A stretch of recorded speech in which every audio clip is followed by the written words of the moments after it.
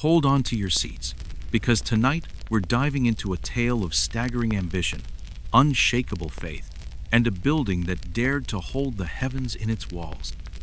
You won't want to blink, because what you're about to hear will change the way you see history itself. Forget the dusty tomes and faded frescoes. This is a story that crackles with power, shadows, and a touch of the divine. So gather round as we begin our journey into the mythic heart of the Titan Sanctuary, an ancient structure that has danced with the echoes of three mighty empires.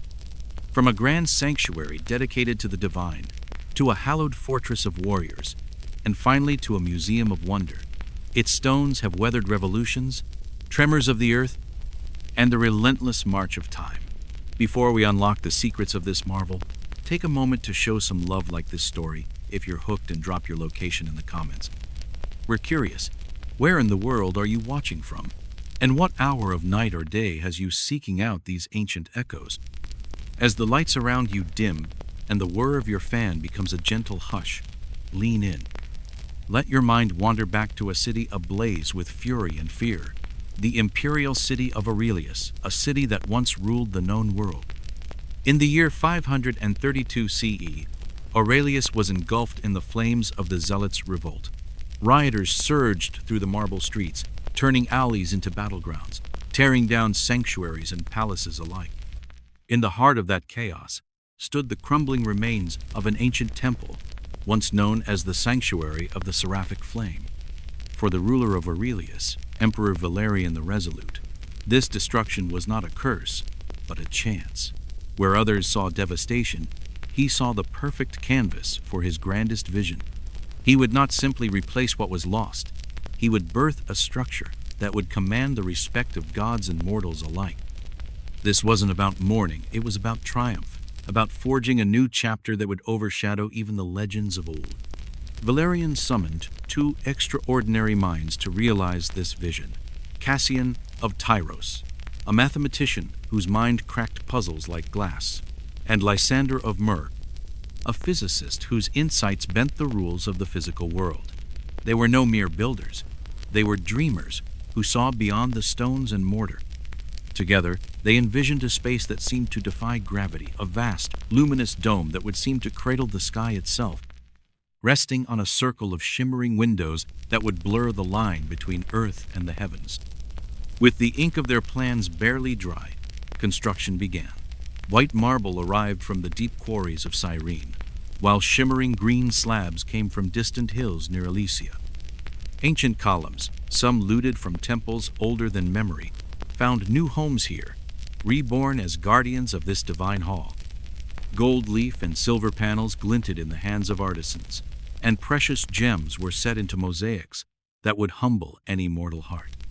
In a mere 5 years, a breath in the lifespan of empires, the Titan Sanctuary rose from the ashes, an audacious testament to mortal ambition. On the day of its consecration, Valerian entered the hallowed halls with the gravitas of a man who had outdone even the greatest kings. Beneath that vast sunlit dome, he is said to have whispered words that would echo through eternity. "Solomon, your glory has been outshone." But the Titan Sanctuary was no mere place of worship. It was a symbol, a golden crown perched upon the brow of an empire, an intersection of the mortal and the divine. For the people of Aurelius, it was a promise that their city was not merely a seat of power, but the chosen heart of creation itself.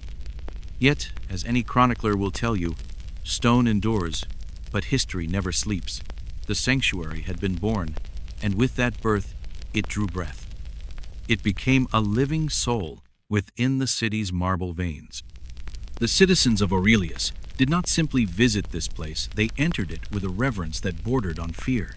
Crossing the bronze threshold, the cacophony of the city fell away. Inside, the air was cool and scented with myrrh and ancient incense, heavy with the low hum of whispered prayers. You could almost hear the ghosts of chants in tongues older than the empire itself, the shuffling of pilgrims' feet, and the soft weeping of those overcome by the sheer immensity of it all. Look up, and the dome itself appeared weightless, floating like a silvered moon against the night sky. Nearly 100 feet wide, and shimmering with a light that shifted like flowing water. 40 great windows pierced its base, each one a golden eye, flooding the sanctuary in an ethereal glow. Light here was more than beauty. It was the very breath of the divine, a river of radiance that turned stone to spirit. Every inch of the sanctuary was deliberate, a testament to the mind of Valerian and the genius of his builders. The marble walls glowed with veins of emerald and violet, rose-colored stone from the valleys of Phrygia, green marble from the hills of Thessalon, each piece a prayer in polished stone. The floors were mosaics of endless patterns, stars, wheels, and labyrinths that pulled your gaze ever inward. And the columns, some older than the city itself, rose like ancient sentinels, binding past and present in one grand gesture. To stand in that space was to stand at the threshold of eternity, where the whispers of the divine coiled around the mortal soul. But beyond the soaring arches and shimmering icons, the Titan sanctuary was also the pulse of an empire's grandeur. Here emperors were crowned, each ceremony a dance of power and prophecy. Patriarchs thundered sermons that blended faith and statecraft, weaving prayers and politics into one seamless tapestry. On holy days, the sanctuary came alive, with flickering candles in every corner, their flames dancing like spirits. Choirs rose in song, their voices weaving through the air in haunting, layered harmonies that seemed to swirl into the dome and vanish into the light. The sacred icons, visions of the Anointed One, the Seraphic Mother, and hosts of saints and watchers glowed like embers, each a window to some higher realm. And through it all, the Titan sanctuary endured. Earthquakes rattled its bones, wars tried to break its spirit, and the tides of power shifted around it. Yet still it stood an immortal testament to ambition, to faith, and to the unyielding dream of reaching the divine. Brace yourself for a tale of betrayal, faith, and a monument that witnessed it all. What if I told you that a single building could cradle the hopes of a city, stand as a beacon of power, and then be dragged through the blood-soaked mud of conquest? This is the story of the Celestial Hall, where every stone holds a memory of triumph, desecration, and redemption. Imagine paintings not as mere brushstrokes, but as gateways to another world. To stand within the Celestial Hall was to feel both humbled and uplifted, cradled by something larger than the might of any empire or the sweep of any history. For almost 7 centuries, this divine space defined the soul of the Aurelic Empire, weathering storms of doctrine and tremors of the earth itself. But the world beyond its walls was shifting, and soon that shift would crash against its doors like a tidal wave, not with gentle whispers, but with the thunder of steel and flame. It was the year 1204. The empire that once crowned rulers beneath the golden canopy of the Celestial Hall was crumbling. Intrigue and endless rivalries had hollowed its strength. The citizens of Aurelius believed the Western Crusaders were allies, sent on a righteous mission to reclaim the sacred lands. But what followed was a betrayal that no soul in the empire could have foreseen. The Fourth Crusade had set out with holy purpose, yet greed and political bargains twisted its course. Instead of Jerusalem, the Crusader legions turned their gaze on Aurelius itself. When they reached the walls of the city, they offered no prayer of mercy. They scaled the battlements like wolves, and once inside, they sought no salvation, only treasure. For 3 unholy days, the city groaned under their boots. Flames devoured homes, relics were torn from their cradles, and the cries of the innocent echoed through the marble streets. The Crusaders looted and desecrated with a savage joy. In the Celestial Hall, the desecration took a monstrous form. Soldiers led their steeds down the sacred aisles where priests had once whispered blessings. The altar was smashed, holy chalices stolen, and the rituals of centuries were mocked in drunken spectacle. In the most profane insult, they placed a harlot upon the high priest's throne, performing a mockery of coronation beneath the dome's golden light. Piece by piece, the sanctuary's sanctity was stripped away. The silence, the awe, the sacred hush that had once defined the Celestial Hall, all were ground into dust. For 60 years, the Celestial Hall no longer belonged to the faithful of Aurelius. It was taken by conquerors who neither knew nor cared for its ancient meaning.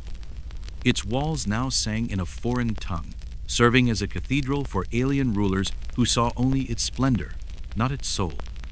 Yet the celestial hall was never just stone and gold. It was the embodiment of a people's faith. In 1261, the Aurelians took back their city, their empire, and their sanctuary. When they crossed the threshold once more, they found a wounded cathedral, its marble skin scarred and bruised by years of violence. And so they began to heal it not just with mortar and paint, but with song and prayer. They uncovered the golden mosaics that had been hidden beneath foreign icons. The chants of the faithful rose again to fill the vaulted space. But something had changed, something they could never fully mend. The celestial hall still stood, but it now bore the memory of betrayal, a shadow that clung to its soaring arches. Yet history has no pause. No sooner had the celestial hall been restored in spirit than the next tempest began to gather, this time from the east. The spring of 1453 dawned quiet over the city of Aurelius. The morning air was sweet, yet the ground shivered under the march of an army led by Sultan Azur the Conqueror, a man of only 21 summers, but already dreaming of empire. Azur brought with him a new terror. Black powder thundered from iron cannons, weapons that the ancient walls of Aurelius had never known. Day after day, the earth quaked beneath the iron storm. Smoke darkened the skies, and within the city, hope wore thin as the defenders clung to crumbling ramparts. And when the final breach opened in the walls, it came like a tide of iron and fury. As the city fell, many of its citizens fled to the one place they believed could shelter them, the celestial hall. They believed that the history, the holiness, the weight of centuries beneath its dome would shield them from the conqueror's wrath. Men and women, children and nobles, priests and pilgrims, they gathered beneath the dome, praying with all the desperation of a city that knew the end had come. Some clung to ancient columns as though they might rise and carry them away. Others sang hymns in trembling voices, tears mingling with incense smoke, as the clash of steel echoed closer and closer. The air inside the celestial hall was thick with fear and faith, the twin forces that had always defined the empire. When the doors burst open, those within braced for ruin. But Azur the Conqueror did not order the hall's destruction. Instead, he entered in near silence, his eyes lifting to the great dome that still caught the last rays of daylight through its 40 golden windows. In that moment, the future shifted like sand beneath the tide. Rather than erasing the past, Azur chose to claim it. The celestial hall would endure, not as the temple of a fallen empire, but reborn as the grand masjid of Aurelius, a mosque whose walls still whispered the prayers of old, even as new voices rose to join them. It would not be erased. It would be reborn. Sultan Azur did not come to tear down the celestial hall. He came to claim it as his own.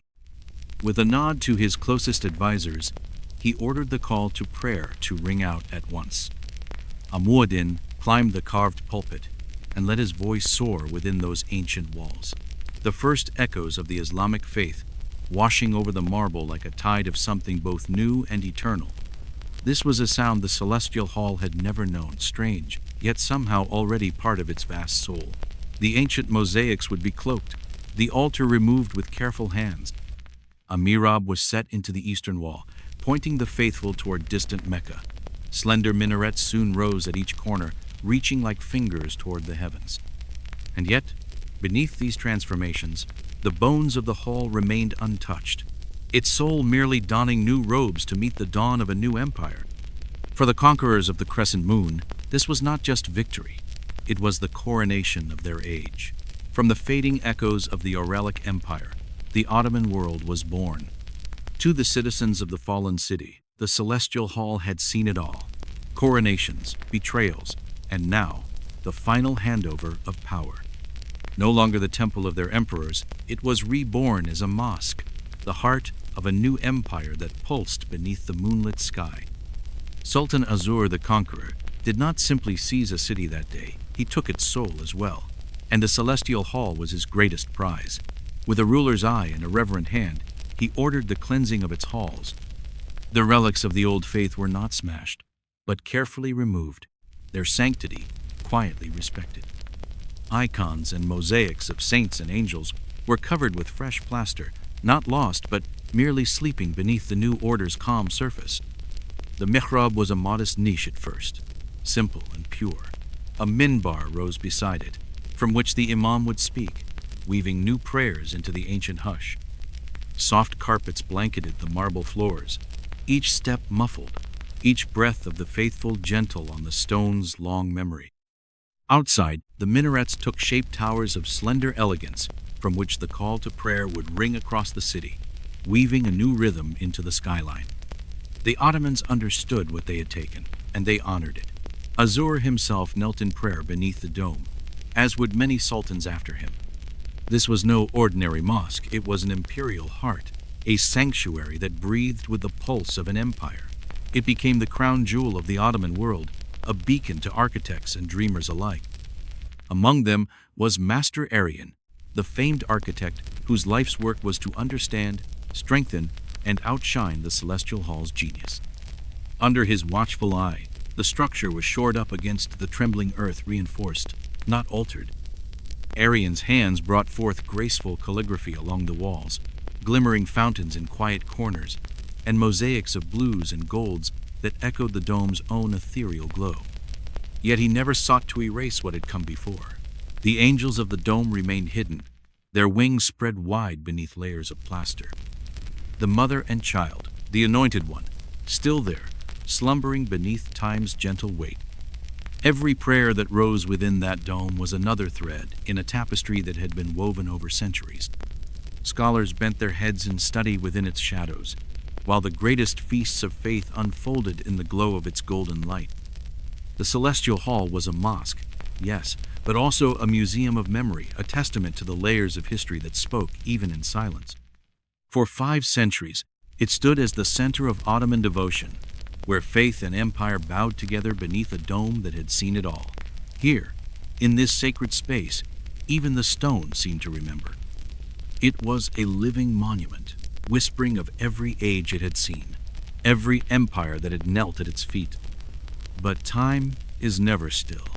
As centuries passed, the celestial hall faced trials more insidious than any conqueror's blade. Beneath its grand foundations, the earth itself shifted. Aurelia, now called Istara, lay near fault lines that never truly slept. When the earth trembled, the celestial hall trembled with it. Its mighty dome, that architectural miracle held aloft like the vault of the sky, had once fallen long ago in the days of Valerian's ambition. Under Ottoman rule, the dome groaned once more. Cracks split the marble, the walls moaned under the pressure of centuries, and the weight of the dome pressed down like the memory of empires long past. Yet the Ottomans were not careless stewards of this treasure. They knew that the celestial hall was more than stone. It was a testament, a conversation between past and future.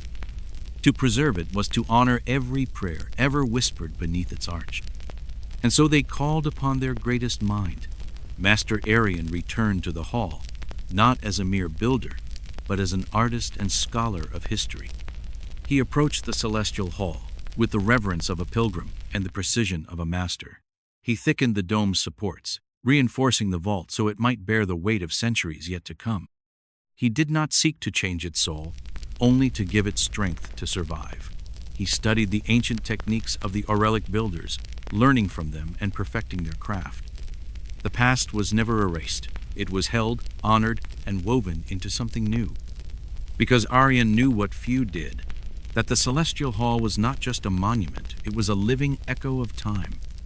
To stand within it was to hear every footstep that had ever crossed its threshold, to feel every breath of prayer that had ever risen to its dome. And, through his efforts, the celestial hall continued to speak, even as the centuries turned. Let me tell you about a place that has seen the rise and fall of empires, yet has never truly been conquered. A place that has carried the prayers of the faithful, the dreams of conquerors, and the quiet awe of wanderers. A place that has been reborn more times than most kingdoms, the celestial hall. For centuries, storms and earthquakes battered its ancient walls. The weight of time pressed against its soaring arches, but the celestial hall never fell. Through every tremor and every year, it drew eyes upward, its dome a testament to the persistence of beauty and faith. Foreign travelers who set foot within its sacred walls during the 17th and 18th centuries wrote of their astonishment.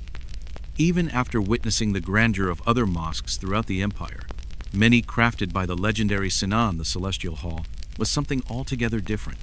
Older, quieter, wiser. It had seen more than the eye could comprehend prayers in 1,000 tongues, rulers who rose and fell, and faiths that shifted like the winds. The dome's mighty vault might have grown a spider web of cracks. The mosaics might have lost a bit of their shine. But the light still poured down through those 40 watchful windows, shimmering like liquid gold. The hall remained silent, but it was never asleep. As the dawn of the 20th century broke, the world outside the Celestial Hall shifted yet again. The empire that had claimed it in the name of the crescent moon was fading, a shadow dissolving in the light of a new age. From its ashes rose a new dream, the Republic of Anatara. With it came new ideas, fresh visions of what the future might hold. Mustafa Kemal, the founder of this reborn nation, looked upon the Celestial Hall and saw not merely a mosque, not merely a church, but a symbol caught between the pull of the past and the promises of the future. In 1935, he made a decision that would send ripples far beyond the city's ancient walls. The Celestial Hall would become a museum, a place of memory rather than faith. For the first time in nearly 14 centuries, it would belong to no single faith. It would belong to all. Restorers began a delicate work, peeling back the layers of plaster that had hidden its Christian mosaics. Slowly, forgotten faces emerged from the shadows, the gentle Virgin, the Anointed One, the archangels who had slumbered beneath centuries of paint and prayer. Their expressions were soft, timeless, as if they had merely been waiting for the light to find them again. And yet, the Islamic calligraphy, the names of Allah and His Messenger, remained two elegant lines of Arabic script that seemed to flow like water, sharing the space with golden halos and saintly eyes. For those who crossed the threshold, it was an experience like no other. You could stand in the center of the hall and see both a cross and a crescent, feel both faiths woven together in the stones themselves. Empires had come and gone, but here you could feel the weight of all their dreams. It was no longer just a sacred space. It had become a mirror of history itself, a place where memory and reverence could exist side by side. Visitors from every corner of the world came, drawn by the hall's quiet majesty. Scholars bent over their notes. Artists found new muses in the lines of ancient domes. The Celestial Hall watched it all, calm and still, a silent witness to the beauty of what endures. For a time, that silence was enough. But silence, even the most sacred, does not last forever. In July of 2020, the Celestial Hall found itself at the heart of another turning point. After decades of serving as a museum, Anatara's highest court ruled that its transformation in 1935 had been unlawful. Within hours, the government declared that the Celestial Hall would once more be a mosque. It was not the first time the hall had changed its role. It had done so before, each time reflecting the tides of history. But now, in a world more connected than ever, this shift echoed loudly across continents. Some saw it as a return, a revival of faith, a restoration of tradition, a reaching back to roots long cherished. Others feared it was a step backward, a retreat from the secular ideals that had shaped the modern age. Yet the Celestial Hall, as always, remained calm at the center of the storm. While the world debated, it stood as it had for centuries, untouched by the noise, cradling the weight of both joy and sorrow within its ancient walls. The transformation was done with care and reverence. No chisels hacked at the mosaics. No paint covered their delicate features. Instead, soft cloths were draped gently over Christian figures during prayer times, a veil of respect, not of erasure. Large carpets softened the marble floors, muffling the footsteps of the faithful. And when the call to prayer rose once more from the minarets that had watched over the city since the days of Azur, it was not the first time such echoes had filled the air. Inside, the space was alive again with breath, with whispers of devotion, with the murmur of footsteps and prayers that mingled with the thousand-year-old echoes of saints and emperors. But the doors did not close to the world. Visitors still came, drawn by the promise of wonder.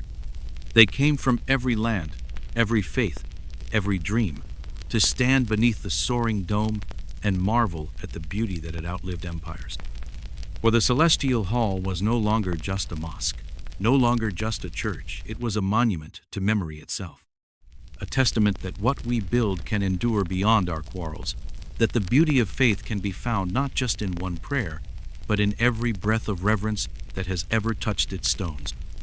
It had become a symbol of unyielding endurance, a monument that refused to yield, no matter the storms of war, the games of power, or the drifting winds of faith.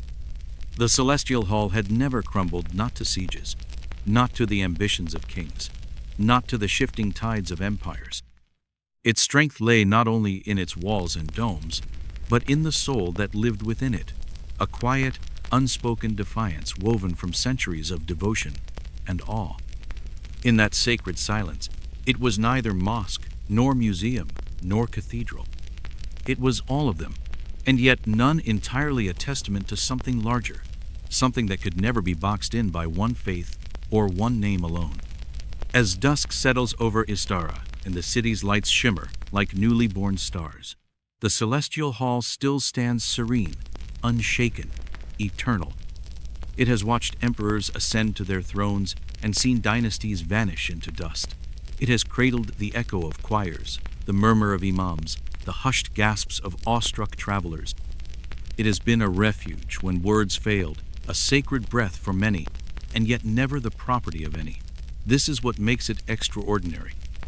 For more than 15 centuries, it has been the beating heart at the crossroads of civilizations: Greek, Roman, Aurelic, Ottoman, Anatari, Christian and Muslim, East and West.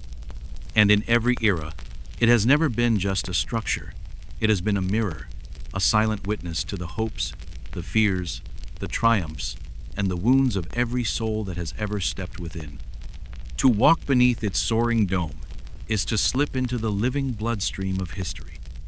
You feel it in the cool kiss of marble beneath your feet, in the gentle cascade of light that flows like molten gold through ancient windows.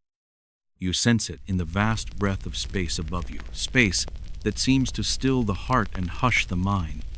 You feel it in the fragile balance between what is revealed and what remains hidden, the mosaics that slumber beneath veils, the calligraphy that still gazes down from the walls. The Celestial Hall does not speak in words, it speaks in centuries. It whispers that identity is not a single name, but a tapestry woven from countless threads. It teaches that beauty can be born of ruin, that the sacred belongs not to any one tongue or creed, but to those who dare to see. And perhaps this is why it endures, why it still matters. In a world too quick to forget, too eager to discard, the Celestial Hall stands as a promise that some things will always remain. For tonight, the same dome that watched over Valerian, over Azur the Conqueror, over Ataran the Reformer, still gazes down. It remembers every prayer, every promise, every footstep that has ever crossed its thresholds. It is not simply ancient, it is alive. So, as you drift into sleep tonight, imagine standing in that vast space, where the air shimmers with 1,000 years of memory. No noise, just breath. No clamor, just light. The Celestial Hall does not ask to be explained, it only asks to be witnessed, and perhaps in that quiet witnessing, to be quietly loved.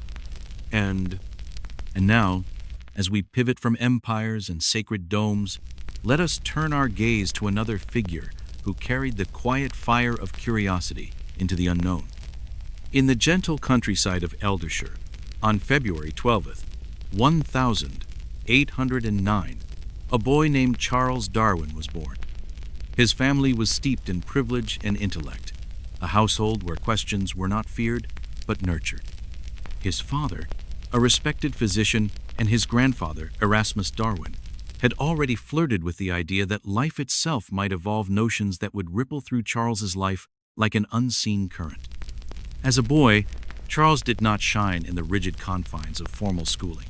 Latin and rote memorization bored him to tears, but beyond the schoolyard walls, in the hedgerows and rivers, his mind quickened. There, among beetles with glittering shells and birdsong in the dawnlight, he found wonder. Fossils spoke to him in a language far more thrilling than any grammar lesson. At 16, his father pressed him to follow in the family's path and sent him to the University of Edinburgh to study medicine. But the sight of surgery made his stomach churn, and the endless lectures left him cold. Instead, he slipped away to attend talks on the natural world, joining a local circle of natural philosophers and collectors. There, in the dusty halls of discovery, his spirit stirred. When his father saw how little interest young Charles Darwin had in the world of scalpels and surgery, he found a different path, one deemed proper for a gentleman of breeding and promise. He sent Charles to the University of Elderbridge to train for the clergy, thinking it a stable and respectable calling.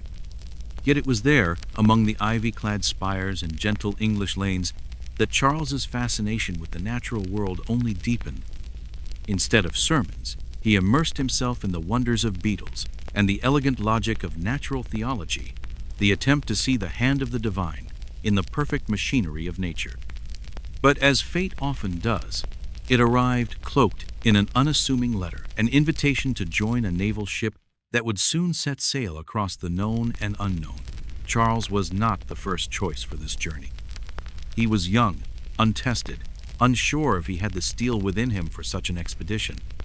But with a quiet nod of resolve, Charles Darwin said yes, a decision whispered, rather than shouted, yet one that would ripple through the centuries. In the biting December chill of 1831, the HMS Wren slipped her moorings in the port of Plyford, carrying Charles as the ship's naturalist. The voyage was meant to last a mere 2 years, but as the horizon beckoned, it stretched into five years that would transform Charles and change forever the way we see the tapestry of life. The Wren's mission was to chart the rugged coasts of the southern lands, mapping the teeth of cliffs and the curve of rivers. But for Charles, this was more than cartography. It was a chance to walk in the hidden corridors of the natural world, to peer into the dark places where wonder waited. He watched the seabirds wheel overhead and the waves carve ancient poetry into the rocks. He gathered specimens with a quiet, relentless passion, birds with beaks that sang of survival, rocks that whispered of ages older than any empire. His notebooks grew heavy with sketches and musings. Crates of shells, bones, and stones were shipped back to England, each one a puzzle piece of a grander picture. In the deep green shadows of Brazil's rainforests, he was spellbound by the riot of life. In the lonely plains of the southern continent, he traced fossils of monstrous beasts' cousins to the gentle animals he saw grazing the pampas. Patterns shimmered in his mind, questions he could not yet answer. Then came the Isles of Galleon Islands, that at first glance seemed barren, yet hummed with mystery. There he saw finches, birds of a single family, yet each island had given them a different song to sing. Tortoises lumbered through the undergrowth, each island's breed bearing a different shell. These were not random differences.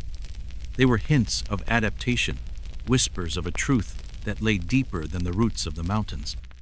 Darwin collected specimens without yet understanding their significance. He sketched and measured and wondered.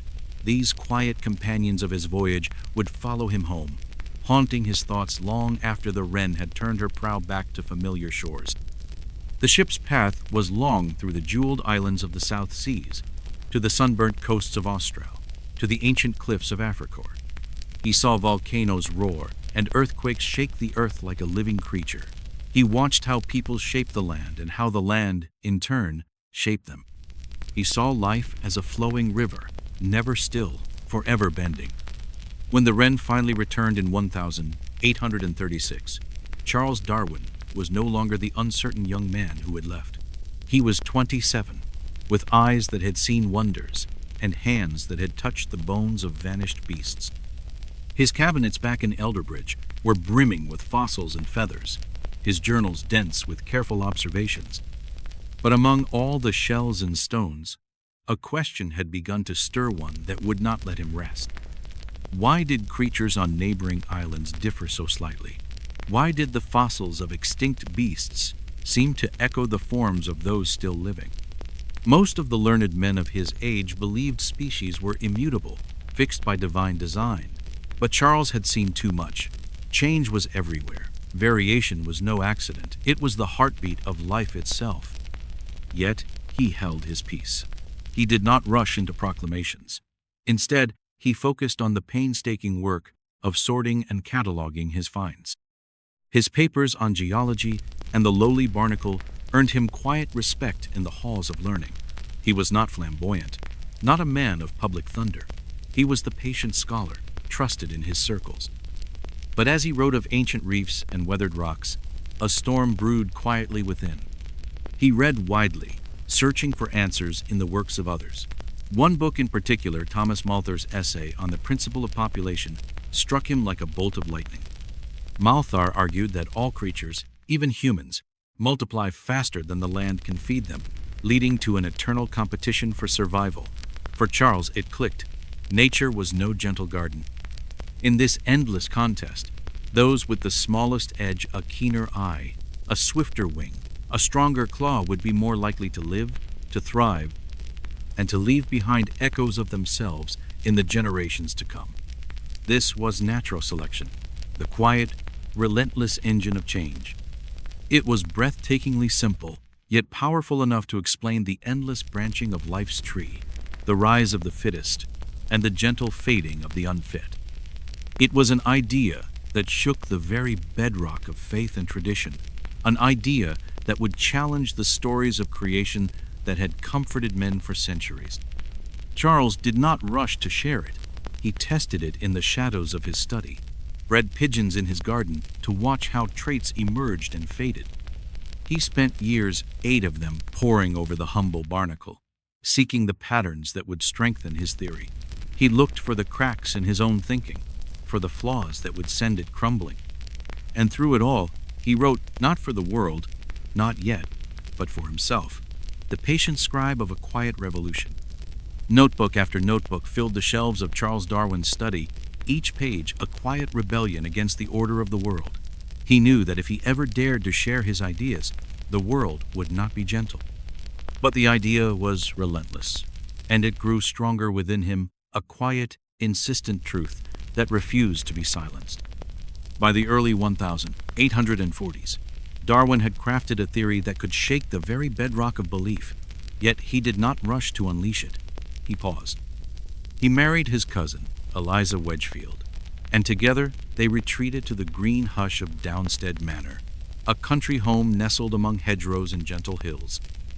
To the world, he was a country gentleman, a man who tended gardens, raised children, and studied the humble barnacle with unwavering focus. But beneath the calm exterior, Darwin's mind was a restless sea. His health began to betray him, waves of nausea and fatigue that would come and go, leaving him hollow and spent. Whether the sickness was of the body or of the mind, none could say. It kept him tethered to his study and to his growing conviction. At Downstead, Darwin's curiosity never slept. He observed earthworms in their patient industry, the creeping triumph of weeds, the delicate conspiracies of orchids. Pigeons filled his dovecote, each feathered creature a living puzzle, each variation a hint. His journals multiplied, dense with thoughts he did not dare yet to speak aloud. Like a fortress of reason, he built his argument stone by careful stone, testing every idea against the quiet rhythm of nature. He confided in only a few trusted allies, the botanist Joseph Harker and the geologist Charles Lionel Men, who saw the same glimmer of possibility in the patterns of the world. They urged him to share his insights with the world, to publish, but Darwin hesitated, not out of cowardice for himself, but out of respect for the tremors his work would unleash. He loved Eliza deeply, and she was a woman of devout faith, fearful of what his ideas might mean for the soul's salvation. He feared not only for himself, but for her. And so he poured himself into his family.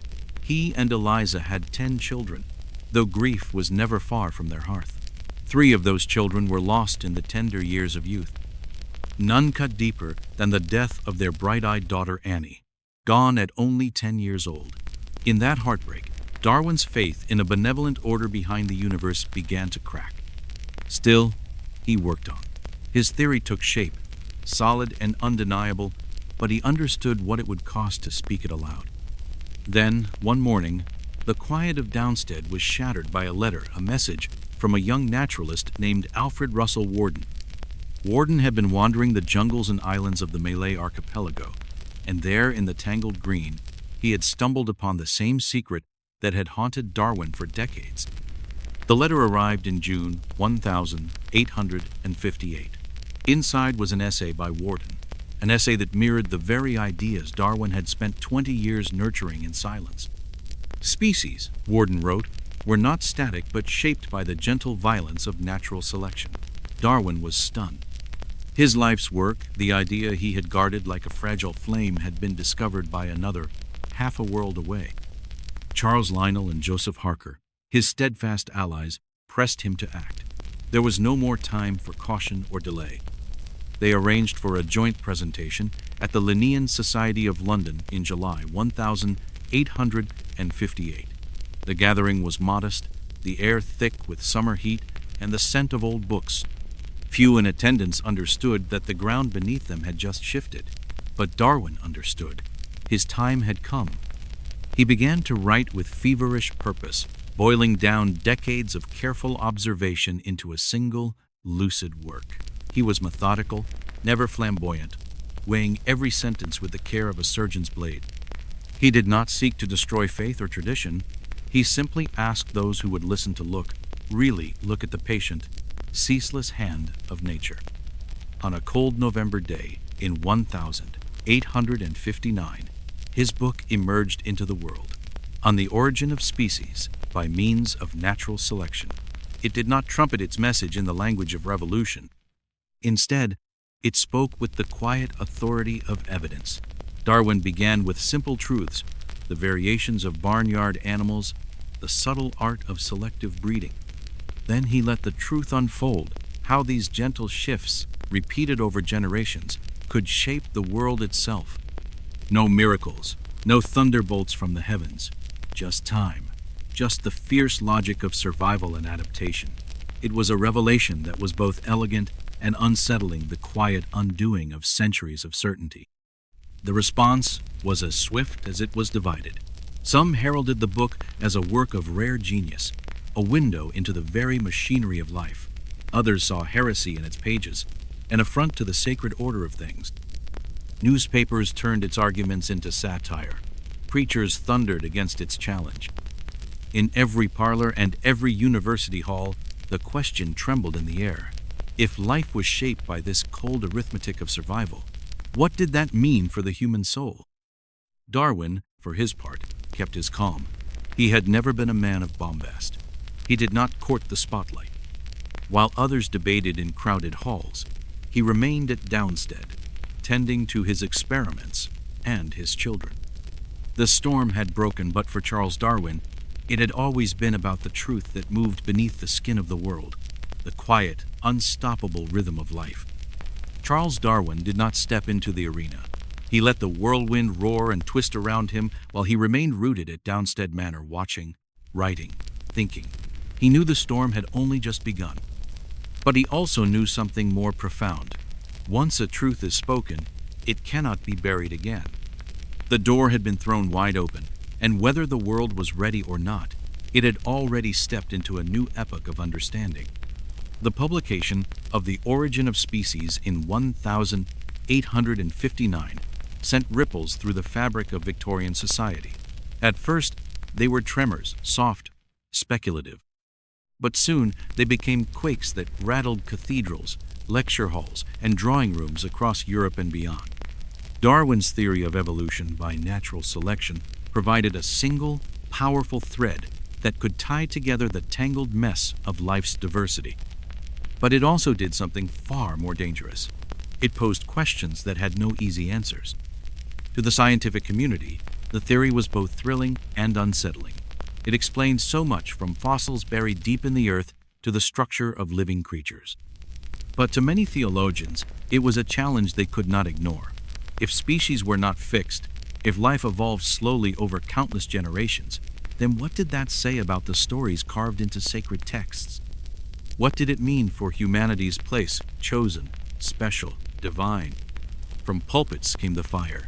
Sermons declared Darwin a blasphemer. Pamphlets mocked him, portraying man as a beast stripped of dignity. Critics claimed he had reduced the human soul to a quirk of biology, robbed nature of its spiritual beauty, and insulted the pride of an empire that saw itself as the crown of creation. The idea that humans were cousins to apes was, for many, not just heretical, it was deeply offensive. And yet, within the halls of science, something remarkable was unfolding. Slowly, cautiously, many began to accept Darwin's theory not out of passion, but because it fit. Fossil records began to make sense. Anatomy found context. Even though genetics, as we know it today, had not yet emerged, the patterns were undeniable.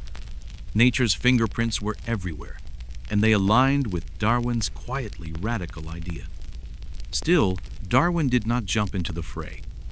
He left the impassioned defense to others, most notably the sharp-witted Thomas Harker, a scientist so fierce in his advocacy he was soon dubbed Darwin's Lion. While Harker debated, wrote, and bellowed in defense of evolution, Darwin remained in the quiet of Downstead, his health too fragile to endure public battles. But illness never dulled his mind.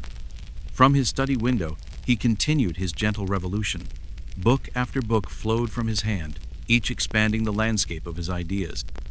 He studied orchids, worms, barnacles, and the subtleties of emotional expression in animals and humans alike. For Darwin, evolution was not merely about the brutal edge of survival, it was also about harmony, beauty, instinct, and behavior. Life was shaped by far more than claw and tooth. It was shaped by how it lived. He never claimed to know everything. In fact, he was careful, almost painfully so, to acknowledge the limits of his understanding. In private, he wrestled with the consequences of what he had released into the world. He feared what it might mean for others, for the faithful, for his wife Eliza, whose belief in a divine order was as deep as her love for him. But above all, he believed in truth, not a truth shouted from rooftops, not one sharpened into weapons, a truth observed, measured, repeated. He changed the world not with fire, but with focus and a quiet courage to follow where the evidence led. By the 1860s, Charles Darwin had become both a revered figure and a lightning rod of controversy. His name was known in every scientific circle, debated at every dinner table. But he never played the provocateur. His purpose was not to demolish faith or wage war on belief. He simply looked, listened, and wrote. Each of his works added another thread to the intricate tapestry of understanding. In the variation of creatures under domestication, he dove into inheritance, long before genes were known. In the descent of man, he crossed the final threshold, applying evolution not just to the animals of field and forest, but to humankind itself. There, he wrote what many had feared. We are not above nature. We are of it. We are shaped by the same subtle pressures, forged in the same crucible. But he also offered comfort in that idea. Evolution did not lower humanity, it bound us to life itself, to animals, to the earth, and to one another. To some, that revelation was exhilarating. To others, it was unbearable. Still, Darwin remained composed. No outrage, no scandal, only steady observation. By now, his health had worsened. He rarely traveled far from Downstead. He walked the same winding gravel loop near the house, a path he fondly called the sandwalk. There, with slow steps, he let his mind wander. He studied the trees, watched the seasons shift, and followed the quiet toil of earthworms in the soil. Even in their hidden lives, he found meaning. Even the smallest of creatures, he believed, shape the world in invisible ways. Visitors came from every corner of the globe to speak with him. Many expected a firebrand, a fierce crusader against orthodoxy. Instead, they found a man of gentle words and piercing thought, kind-eyed, humble, endlessly curious. He answered their questions with patience. He listened more than he spoke. Hundreds of letters flowed in and out of Downstead, filled with debates, doubts, encouragements, and insights. Through ink and thought, he connected to a world that was slowly beginning to shift. By the end of his life, the change had begun to take root. Young scientists were building upon his work. His ideas had reached the lecture halls of great universities. Evolution was no longer a whispered controversy. It had become a cornerstone of modern science. The world had not stopped turning, but it had, perhaps, begun to turn differently because of him. Charles Darwin would not live to see the full mosaic of his vision completed. He passed on before the strands of DNA were untangled, before the fossil record stretched back into time with clarity, and before the great tapestry of genetics confirmed his quiet suspicions. But even without those final pieces, he could feel the shift. The tide had turned. The seeds he'd sown carefully, methodically, had begun to blossom across continents, inside classrooms, within laboratories and curious minds. In those final years at Downstead Manor, Darwin remained unchanged in spirit, steady, humble, endlessly curious. His days followed a gentle rhythm. He would rise early, sip his morning tea, and take his familiar route around the sandwalk, his thinking path. Sometimes he circled it several times a day, letting his thoughts ripple in step with the breeze, the bird song, and the rustling trees. Nature spoke in soft syllables, and he listened in silence. While outside the world argued, analyzed, and sometimes mocked him, inside the garden walls of Downstead, Charles simply continued to work. His focus drifted not to lofty beasts or dramatic discoveries, but to the lowliest of creatures, earthworms. To the public, it seemed absurd, the great mind behind a revolution now writing about worms. But to Darwin, there was no lesser in nature. In the smallest labor, he saw profound truths. In the shaping of soil by the work of worms, Darwin revealed how these unseen diggers, slow and blind, transformed the very land beneath our feet, inch by inch, year by year. It was, in many ways, a mirror of his own journey. Slow, quiet, inexorable. Change, he taught, was not always explosive. Often, it was patient, invisible until, suddenly, undeniable. His bond with Eliza remained as deep and resilient as ever. They had endured more than their share: illness, grief, and the eternal tug-of-war between belief and skepticism. Yet, through it all, their home rang with laughter, warmed by letters from children and the footsteps of grandchildren. Where their hearts diverged in spirit, they met in love and respect, a partnership rooted more in kindness than certainty. Darwin rarely sought public stages, but his words traveled far further than he had ever gone himself. Across the Atlantic, into the heart of Europe, through Africa and Asia. His name became familiar, whispered in schools, debated in scholarly journals, caricatured in cartoons. His ideas were translated, disputed, celebrated. Yet he never saw himself as a prophet or a pioneer. He always said he was simply a man who thought slowly, who needed time and repetition before he could understand the world. In April of 1882, Charles Darwin passed quietly at the age of 73. His long struggle with health had finally come to rest, but he was not buried in some remote country plot. Instead, the man who had once been accused of heresy was laid to rest in Westminster Abbey, just steps away from Isaac Newton himself. Among the great minds of Britain, it was a rare honor, and a quiet acknowledgement from history that it had misunderstood him in his own time. Darwin had not set out to challenge belief, but to understand life, and he had done so perhaps more completely than anyone before him. Today, more than a century later, his legacy isn't just preserved in museums or whispered through textbook chapters. It lives everywhere, in every biology lab, in every genetic sequence unraveled, in every fossil chipped from ancient stone.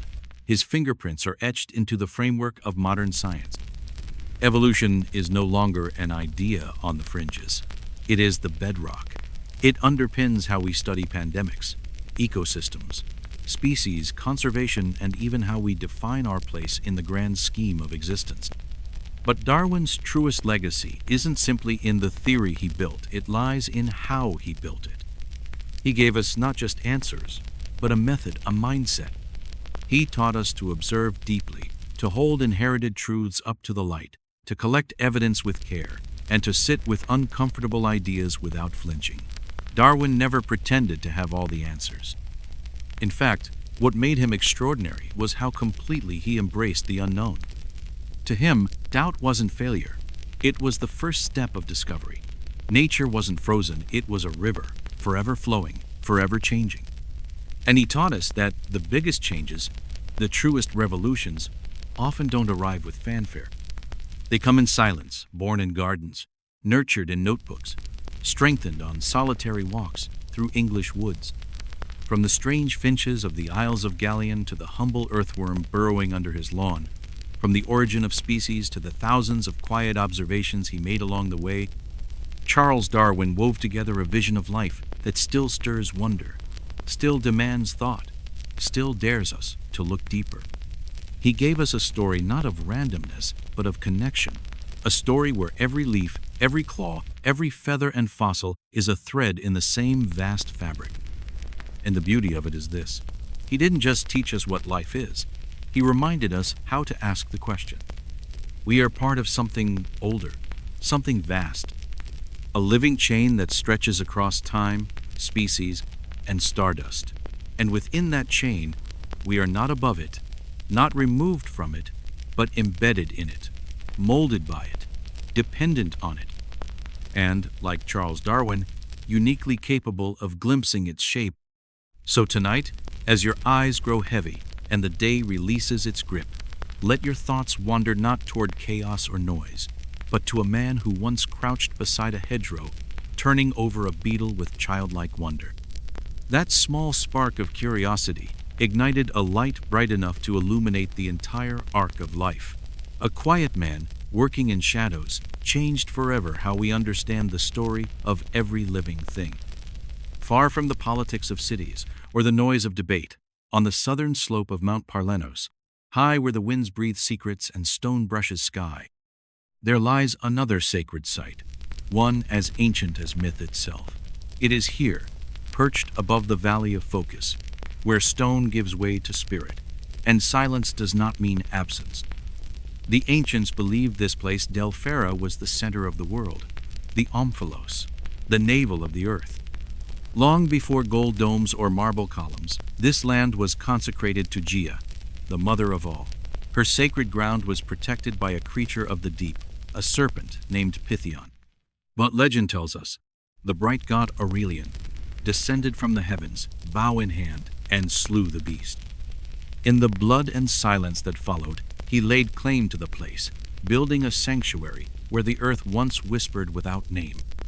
Delphera became his domain, but Aurelian, the radiant god, did not speak directly. Instead, he chose a mortal voice, a woman, simple and unknown, to carry his word. She was called the Oracle, the Pythia. She was no queen, no daughter of power, no temple-bred priestess. Often, she was drawn from the fields and villages, chosen not for blood, but for purity of heart. And when she entered the sacred temple and descended into its shadowed core, the world held its breath.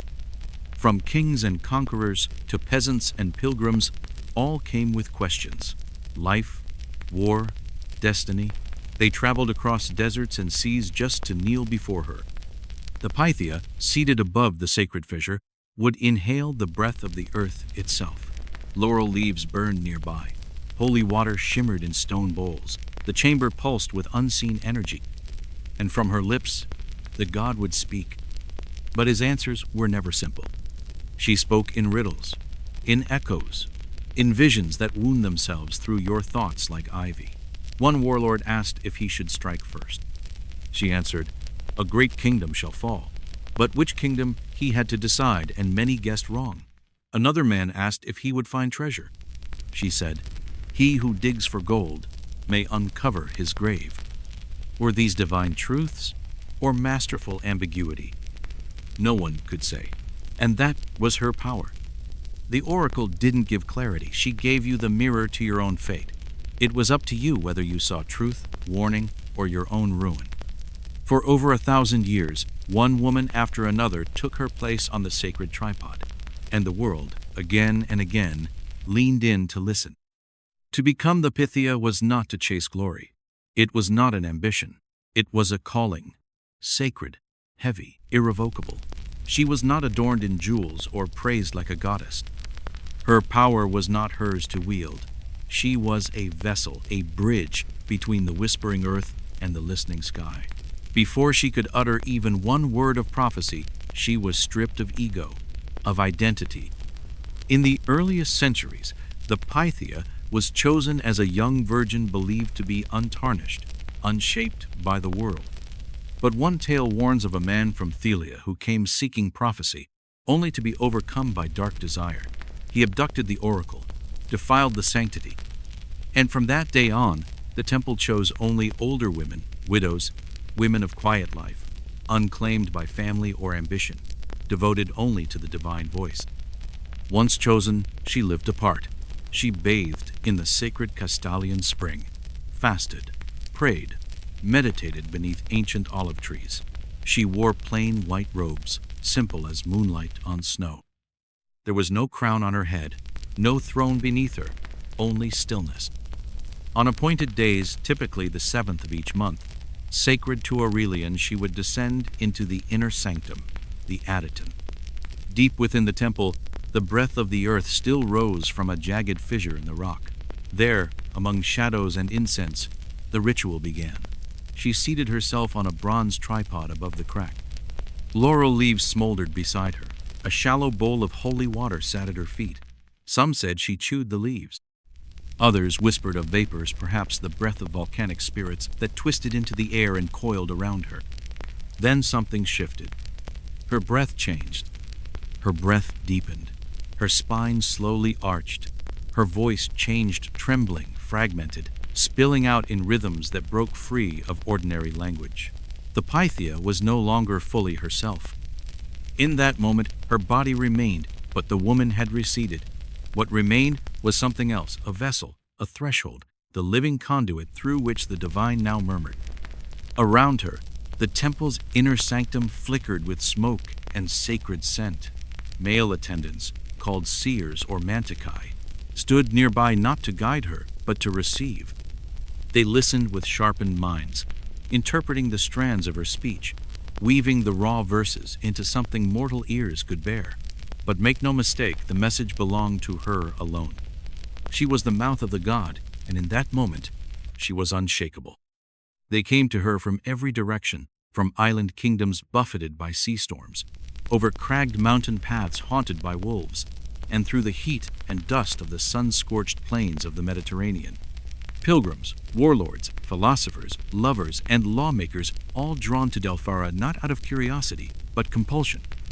The future called, and here, in this wind-bent sanctuary, it might speak.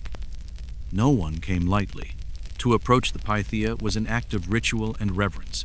It demanded time, wealth, sincerity. Before even setting foot within the sacred precinct, each visitor underwent a process of purification washing in the icy waters of the Castle Spring, burning offerings to the god Aurelian, laying tokens of gold, grain, or incense at the temple's feet. And even then, there were no guarantees. Prophecy was only granted on select days, often aligning with the cycles of the moon and sacred numerology. Audiences could be delayed for months, years, even if granted at all. But for those who waited, who knelt with hearts open and questions trembling on their tongues, the moment was transformative. Monarchs paused before invasion. Generals clutched at her words before marching their armies. City councils reshaped laws based on her riddles. Even the famed thinker Socrates is said to have once approached her, asking if any man surpassed him in wisdom. The oracle's response was simple: none. He would spend the rest of his life unraveling what that meant, and perhaps never reach the end of the thread. The Pythia rarely delivered simple affirmations or rejections. Her voice flowed in riddled verse-layered meanings, poetic fragments, language thick with implication. Her words were not answers. They were keys, And those keys did not open doors, they led into mazes. Take the tale of Crius, the king of Lidar. He asked whether he should wage war against the rising power of the east. The oracle replied, "If you cross the river, a mighty empire will fall." Elated, Crius marched his forces across the Halys, and it was his own empire that perished. He had asked for guidance. What he received was fate, cloaked in ambiguity. Another tale tells of Themistocles preparing for the defense of Athenar. He asked where his people should take refuge. The oracle said, "Trust the wooden wall." Some interpreted it as the old city palisades. Themistocles believed otherwise and ordered ships. That fleet would defeat the invading force and shape the history of the West. The oracle did not guide him to a port. She handed him a riddle, and he chose to believe. That was her power, not to command, but to shift perspective. She never promised triumph.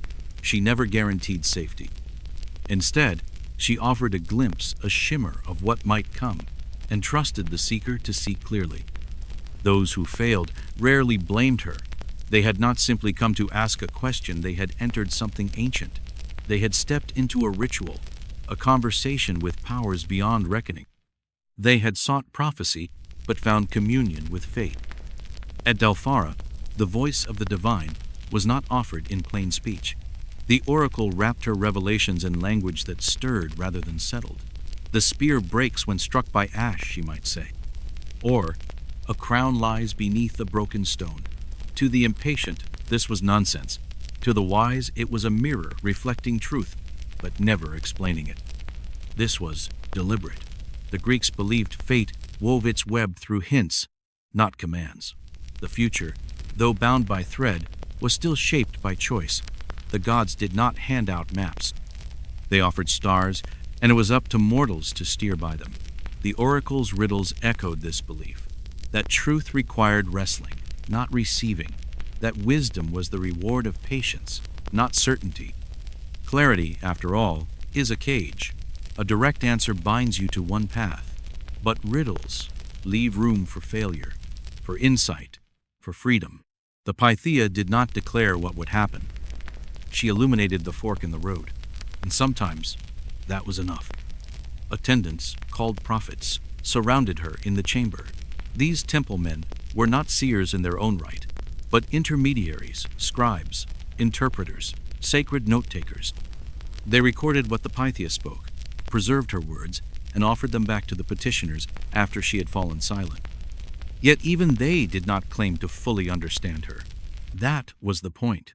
Her voice was the God's, and the God's will was not to be unraveled in a single breath. The words came in fragments, not plain sentences, but drifting strands of verse. The Manticae, her male attendants, listened closely, reshaping the sounds into lines of poetry. Some claimed they simply clarified her meaning. Others whispered that they refined it, even softened it, as one might polish a mirror.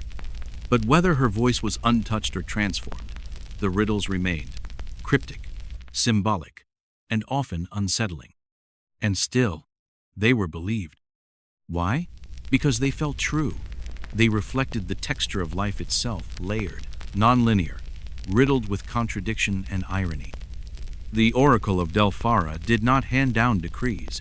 She offered insight that mimicked the world's own mysteries.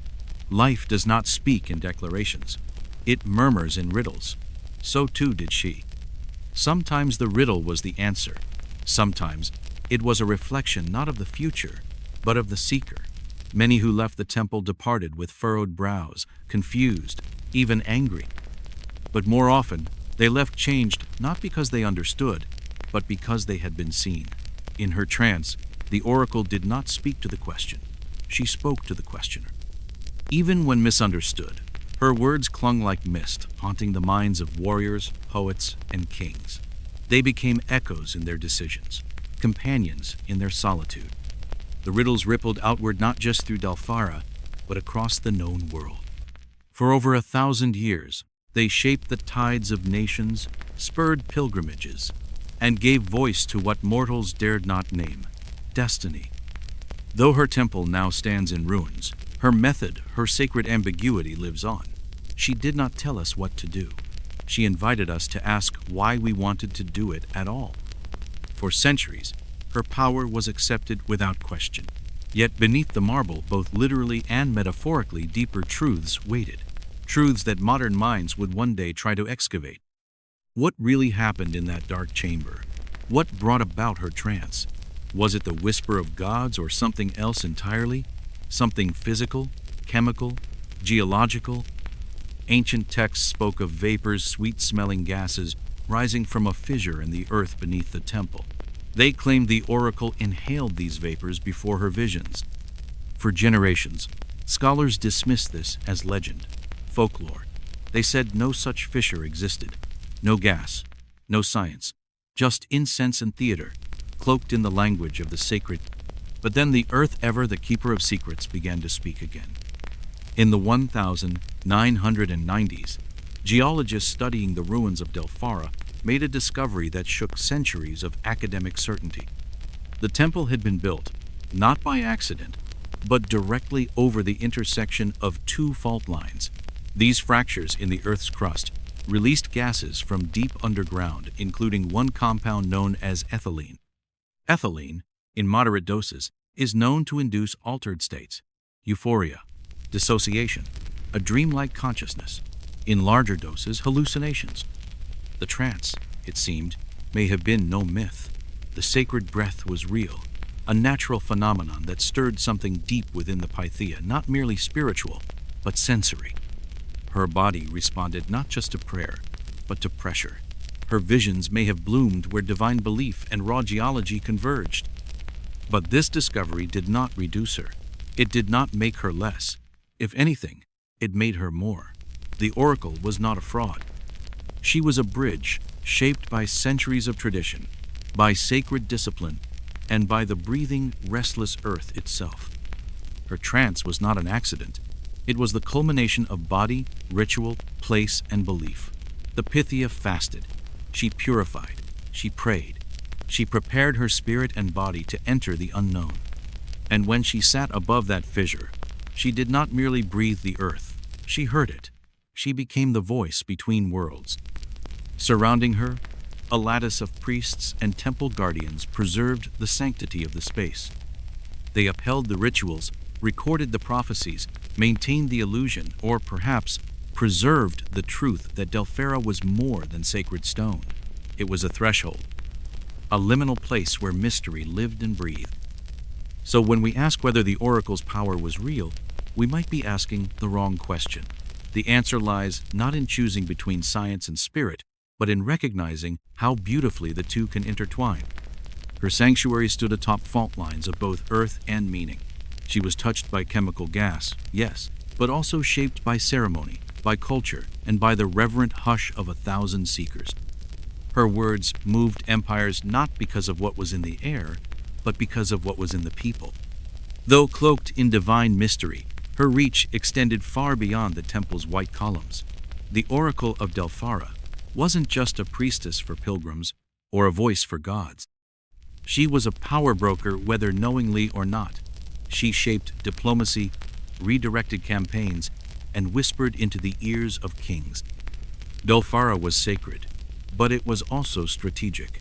Perched between rival city-states, nestled in a mountain pass that connected kingdoms, it became a neutral ground. Prophecy and politics blurred at its gates. Leaders came seeking truth, yes, but also influence. And the oracle, intentionally or otherwise, gave them both. And the priests, those who served beside the Pythia, were no strangers to power. The priests and seers who surrounded her were not blind to the stakes of every question asked, nor deaf to the political weight behind each whispered request. They knew a king's inquiry could shift borders, a general's plea might alter the course of a war. And though the oracle spoke in trance, detached from mortal maneuverings, it is likely that her sessions were quietly managed, the questions carefully screened, the access meticulously controlled, and the interpretations offered with subtle precision. There were moments when her prophecies conveniently aligned with the interests of Delphara itself.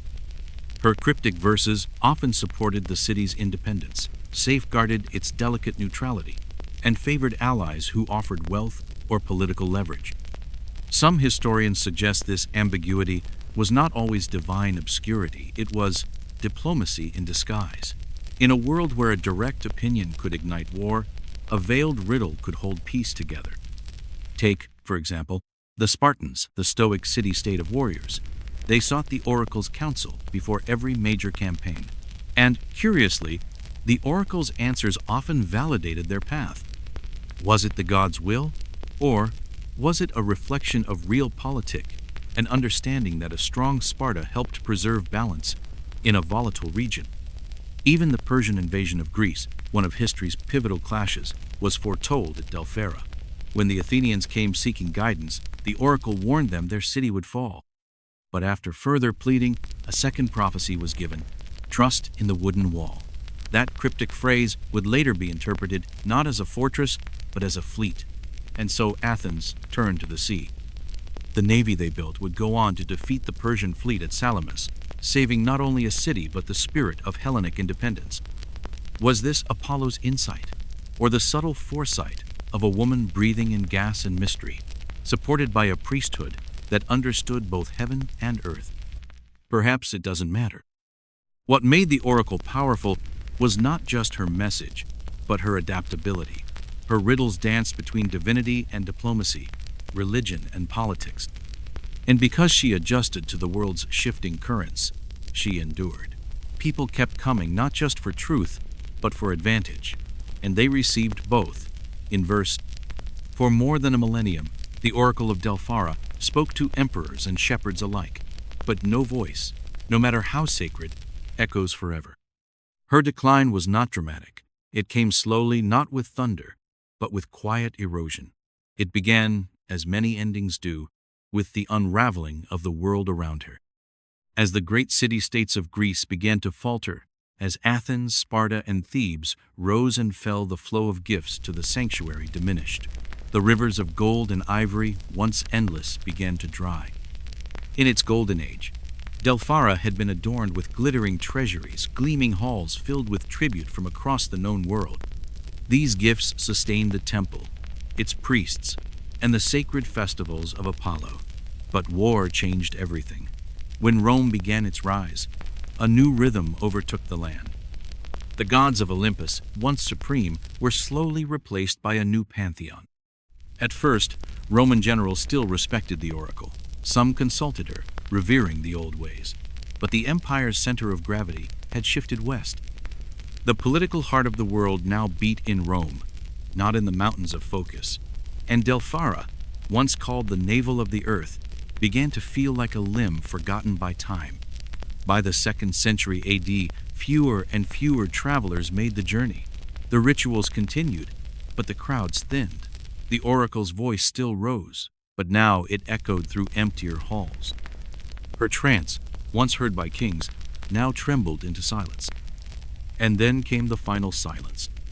In the 4th century, as the Roman Empire embraced Christianity, the tides of belief turned decisively. Under Emperor Theodosius II, pagan temples were outlawed. Ancient rites were declared heretical. And so the oracle, once the most revered voice in the world, was silenced not by death, but by decree. Apollo no longer had a voice. The temple crumbled, the statues fell. The sacred spring flowed in solitude, its waters undrunk.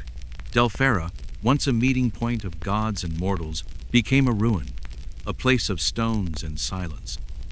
The wind still moved through its columns, but the people were gone.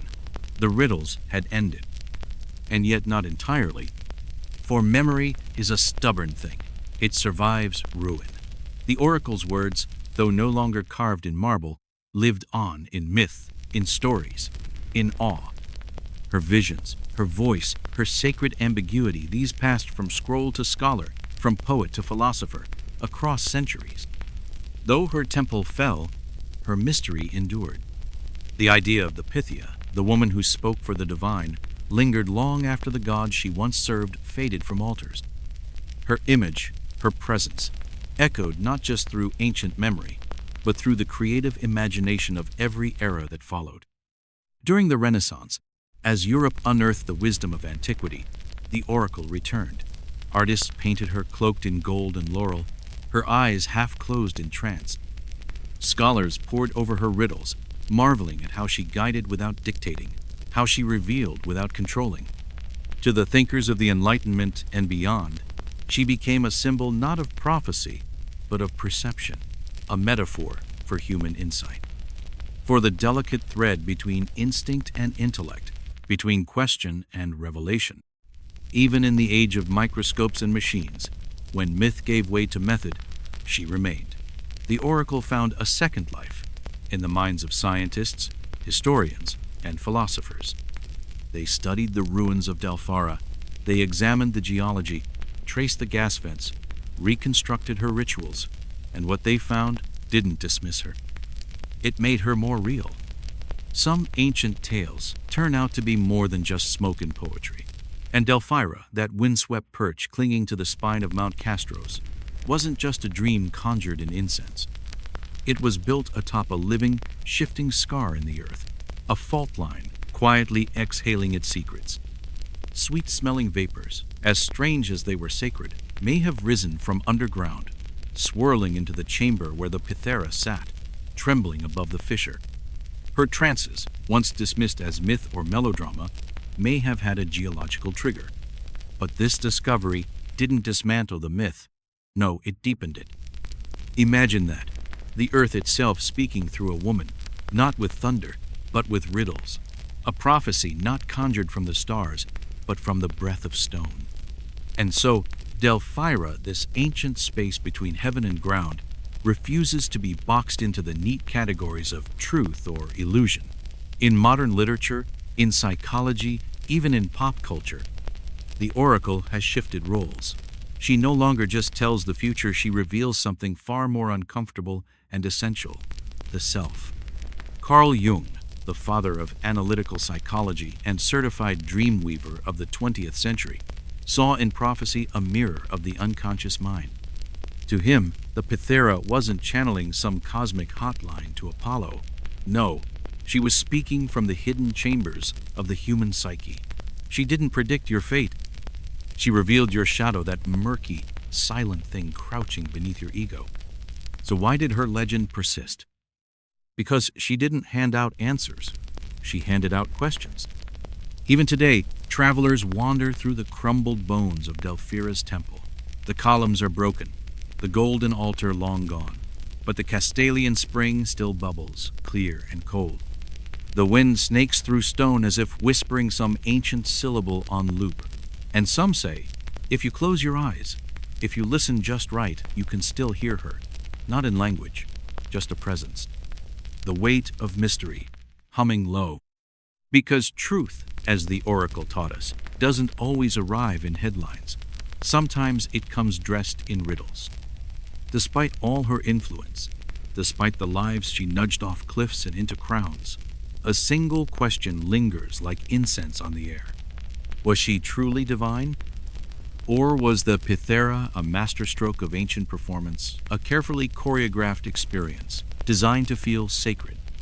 A temple is theater, using ritual, suggestion, and psychological tension to conjure revelation. It's the kind of question that keeps archaeologists arguing over lunch breaks. On one hand, there's the drama of the setting, that cliffside perch above the valley, the hush of pine trees, the silver shimmer of olive groves below. Add the eerie acoustics, the scent of burning laurel, the eyes of a hushed crowd fixed on one woman trembling on a stool, and yes, even the skeptic might feel their skin prickle. Then there's the trance. The gases under Delphira, as modern geologists now know, were real. Ethylene, to be exact, known to induce euphoria, dissociation, even mild hallucination. The Pythera wasn't pretending. She was likely in a chemically altered state, shaped not by deceit but by ritual, fasting, breathwork, isolation, all the tools ancient mystics used to blur the lines between mind and spirit. But to call it just science would be to miss something vital, because her riddles changed lives. Not because they were precise, but because they weren't. They demanded interpretation. They forced kings to pause, generals to question their motives, philosophers to rethink their certainties. citizens to reflect before acting. She didn't tell you what to do. She asked, "Why do you want to do it?" And in that pause, in that maddening moment of unsolved poetry, many found their truth. Was that manipulation, or was it the truest wisdom of all? You see, the oracle never promised certainty. She gave ambiguity, the kind that mirrors real life, where outcomes are messy, motives are tangled, and truth rarely arrives with a neon sign. Her power wasn't in prediction, but provocation. She stirred your thoughts, not your timeline. Even now, in a world of algorithms, AI, and instant answers, we turn again and again to figures who speak like her: therapists, philosophers, poets, writers, coaches, shamans. They don't hand us answers, they hand us questions. What do you feel? Why does that hurt? What happens if you don't decide? In that sense, the oracle never left us. She lives on, in every moment of quiet introspection, in every breath taken before a hard choice, in every riddle we ask ourselves before leaping forward. She lives not in marble ruins, but in that sacred pause, the one between fear and understanding, between desire and clarity, between the need to act and the whisper that says, "Wait, think." That's her gift, and maybe her greatest mystery. Because the real question isn't whether the oracle's visions were true. The question is why we still crave them. Why, in a world full of information, we still ache for meaning. Why we would still climb a mountain, step into a circle of stone, and kneel before a veiled figure, hoping she'll say something, anything that makes the chaos feel ordered. And perhaps that's the final twist in her tale. The oracle was never about tomorrow. She was always about today, about seeing what already lives in us, but has been buried under noise, ego, and fear. She offered no maps, only mirrors. And sometimes, that's the scariest magic of all. Stone, sweat, and strategy, the arteries of a relentless empire. It began not with a trumpet, but with rhythm, the scuff of sandals against stone, the creak of ox carts, and the distant murmur of footsteps like an army breathing in unison. Iron wheels clinked, dust rose in shimmering spirals, and across the bones of continents, a miracle unfolded, not in marble but in miles. These were the roads of Valerian, the empire that swallowed borders and spat out stone. And these roads, they weren't mere pathways. They were veins in the body of conquest, pumping civilization, steel, and ambition across mountains, deserts, and dreams. From the moment Valerian burst from its cozy hills and gobbled up the neighboring tribes, it needed more than victory, it needed infrastructure. And not the muddy, half-hearted tracks used by the nomads of the West or the worn footpaths of old mountain passes. No, what the empire needed was something immortal, something worthy of its appetite. So they built, stone by stone, sweat by sweat, a symphony of geometry and grit. By the apex of their reign, the Valerian Imperium had laid down over 400 kilometers of roadsiding, 0 of them paved like polished armor. Imagine that, a world before backhoes, cranes, or satellite-guided maps, and yet they carved through the world with confidence and audacity. Roads slithered through jungles in the east, tiptoed over frozen rivers in the north, and wrapped around the fire-spewing peaks of the south.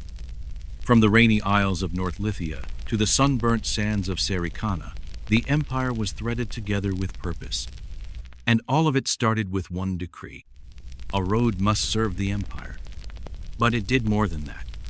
Along those stone-bound arteries came not just soldiers in iron-plated boots, but everything else a civilization requires to throb with life. Traders with carts stuffed with salt and wine, philosophers balancing scrolls full of dreams, pilgrims dragging offerings, slaves dragged against their will, and gossipa, endless gossip. Ideas moved faster than armies. News of death, rebellion, coronation, scandal, all of it galloped across the empire at speeds unheard of in the old world. Each road was punctuated by marker stone milestones, engraved with the emperor's name and the distance to Kael Orium, the golden core, the shining heart of Valerian. These markers weren't just waypoints, they were reminders. Wherever you stood, whether in a storm-choked fjord or on the red cliffs above the Blood Sea, you stood in Valerian's shadow. All roads lead to Cael Orium, they said, and for once it wasn't a metaphor. At the very center stood the Aureate Spire, the millennial milestone from which every road's distance was measured. The Empire's layout was no accident. Like spokes of a celestial wheel, the roads radiated outward, not in chaos, but in the meticulous order of a society that turned geography into geometry. Each footfall on these stones was part of a larger choreography, a legion moving toward conquest, a tax collector riding home with bulging sacks, a widow walking to a festival with hope in her hands. Under each stone, an echo. Under each echo, an empire's heartbeat. The strength of Valerian was never just its steel, it was its logistics. To them, a road wasn't just a convenience, it was a strategy, a message, a prophecy etched into the crust of the earth. It all began with surveyors, grim men in cloaks, carrying strange contraptions, the Vormax rod, the Delora frame devices used to divine the land's secrets. These weren't just land measurers, they were poets of topography. Called the Terrarians, they scouted every line of sight, calculated elevations, and snapped straight-line plans through forests, swamps, and cliff edges. If a mountain stood in the way, they cut through it. If a swamp tried to bog them down, they raised a causeway. If rivers hissed like angry snakes, they bridged them. Nature bowed before the pickaxe.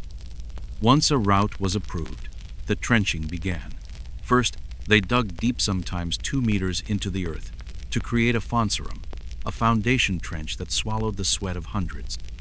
Into this pit went massive base stones, wide and uneven, meant to anchor the road to the planet itself.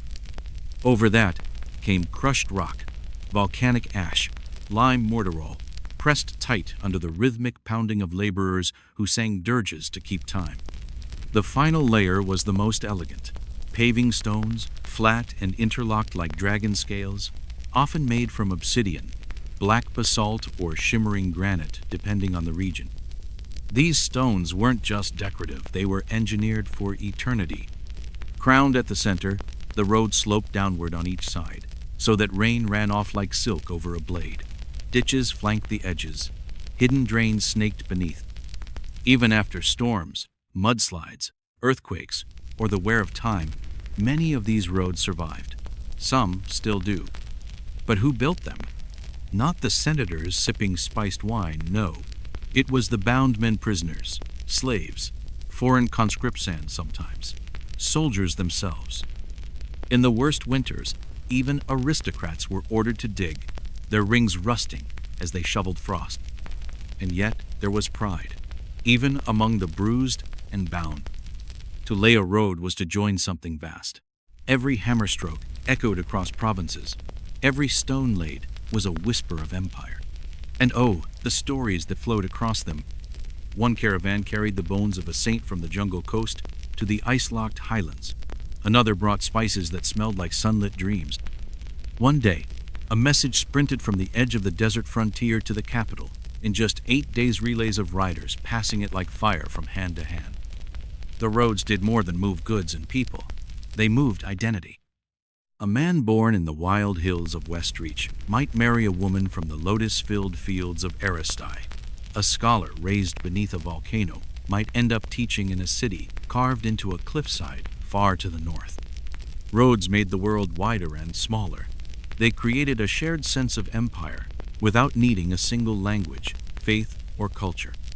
And yet, with every stone, a warning. For as easily as legions could move to protect, they could also move to punish. As efficiently as traders could bring silk and wine, they could bring plague. As quickly as news of a birth traveled, so did rumors of betrayal. The roads gave, but they also took. In later centuries, poets would call them the veins of ambition. Philosophers said they stitched reality together. One general, half mad from campaign fatigue, called them God's fingerprints on the earth. But perhaps the truest tribute came from a mason's scribbled note, carved into the underside of a paving stone and never meant to be seen. We built this not for today, but so even the dead will know where we walked. And isn't that what the Empire of Valerian wanted all along? Not just dominance, but permanence, the road that refused to end. They didn't build for comfort, they didn't build for praise, they built for forever. In an age when empires rose and fell like sandcastles at high tide, the Valerionians laid stone with the confidence of gods and the precision of engineers. By modern standards, it may have looked excessive, too deep, too wide, too much effort for something as simple as a road. But that's because we forget they weren't building for a generation. They were building for eternity. And it wasn't just slaves or civilians who bore the burden of this ambition. Soldiers did too, especially in territories freshly conquered and still raw with rebellion. In Valerian, road building wasn't punishment. It was discipline. It was part of the ritual of empire. A legion that could build a bridge over a lava-choked ravine or raise a causeway through a leech-infested swamp could build a war machine from nothing. Engineering wasn't a side skill. It was identity. It was doctrine. Every stone they laid extended more than just a highway. It expanded culture, language, law. Along the roads came the Lex Valeria, the empire's ironclad code. Along them came merchants, bringing dialects into harmony and food into fusion. Along them came statues and amphitheaters, markets and mosaics, and 1,000 flavors of imperial life. These roads weren't just connections, they were conversions. They turned land into Valerian. And long after Valerian's borders receded like a dying tide, the bones of its ambition remained. In parts of the old world, in fractured coastlines and sun-baked valleys, you can still trace the lines beneath modern highways. Not all are marked. Many are forgotten. But the stones, worn smooth by centuries of weather and war, remain. Still sturdy, still true, still telling stories. But of all the veins in Valerian's stony bloodstream, one glowed brightest, the Via Magna Ionis, or as later poets would whisper, the Aeon Way, the eternal path. Its tale begins not in myth but in bold vision. The year was 312 B.E. The censor Aeus Claudius Caecusnon, less for patience and more for problematic grandeur, proposed what seemed at the time absurd: a direct road from the crowded gates of Caelorium to the far reaches of Caparra, the southern stronghold. Nobody had dared cut such a gash through the landscape. Mountains, rivers, political resistance, it didn't matter. Aeus didn't care for obstacles. He cared for legacy. And legacy he got. The Via Ionis wasn't merely bold. It was impossible, and yet it was done. Straight as a sword's edge, paved with massive interlocking blocks that snapped together like divine puzzle pieces, crowned and cambered to repel rain and wear, it cut across the landscape with a permanence that defied weather, entropy, and empires. In time, the road stretched even farther from Caparra to Brantessa, the glittering port city that kissed the eastern sea. From there, ships carried soldiers, settlers, diplomats, and dreams toward the provinces beyond, toward conflict, toward commerce, toward colonization. The Aeon Way became not just a means of war, it became a bridge to the world. But what made it eternal wasn't just reach or rock, it was reverence. The Via Magna Ionis became a place of memory. Along its edges rose tombs, mausoleums, and towering markers. Rich citizens paid dearly to have their remains interred near the road, as if proximity to stone would preserve them from obscurity. The closer your bones lay to the lifeblood of empire, the longer your name might echo in memory. And it wasn't just the noble dead who left their mark. After the failed rebellion of the gladiator priest Spartak Kale, thousands of his followers were crucified along the Aeon Way. Mile after mile of sagging bodies and twisted limb-silent warnings nailed into the skyline. The road became a crucible of fear, a theater of power, a sermon written in blood. Centuries later, during the age of suppression, quiet figures walked the same road in silence, not soldiers, not merchants, but outcasts. Followers of the Veritas Flamith band spiritual movement that once stirred the empire's underbelly tread the Aeon Way to gather in hidden catacombs to pass messages etched in symbols. to die in shadow but leave their faith in stone. Where rebels were once displayed, martyrs were now concealed. It was a new kind of memory. Even today, portions of the Aeon Way remain. If you walk it near what's now the edge of Old Kaleu, find it whispering beneath cypress trees. The stones are slick with centuries of lichen, but some still bear the markings of ancient tools. You can trace the wheel ruts. You can run your fingers across centuries. And if you're very quiet, you might still hear something. Not voices, not ghosts, just purpose. Because every Roman, every Valerianian road carried two truths. One truth wore iron, the other wore olive branches. On one hand, they were weapons. Built with brutal efficiency, these roads allowed legions to move like lightning. In times of crisis, soldiers could cover 20 miles a day 40 in bursts of fury. They could reach rebel provinces before whispers became riots. They could appear seemingly from nowhere, swords drawn, orders in hand. The roads made the army omnipresent. Rebellion became harder, not because of might alone, but because nowhere was far enough. You could never hide from stone. But once the war drums quieted, the roads remained. And with them came peace. Not the peace of submission, but the peace of structure. A family in a rural village could travel to the market without fear of getting lost. A magistrate could deliver justice to remote corners. A letter could cross a continent in mere weeks instead of seasons. The same roads that carried blades also carried bread. In this duality lay their genius. Other civilizations had roads, trails, tracks, but Valarians were something else. They were philosophy made, physical order embedded into chaos. They weren't just roads, they were arguments. Arguments that said, we are here to stay. And in a way, they have. Today, modern engineers still marvel at the design. Historians still walk their remains. Tourists stumble over stones that once heard the heel of a conqueror. Roads that outlived the emperors who claimed them, the gods who blessed them, and the scribes who first drew them on maps. Aeon Claudius Caecus may have died forgotten. But his road never stopped speaking. Where the empire walked, they came behind the spears, not with shields, but with spices, not in armor, but in aprons, not to conquer, but to connect. Where the soldiers went, the sellers followed. As one arm of the empire swung a sword, the other opened a ledger. What began as a path for war became a thoroughfare of everything else: grain and goatskins, scrolls and sandal straps, red wine sloshing in clay jugs beside rare silks tucked under hay. The empires might traveled on foot, but its soul, that moved by cartwheel and coin.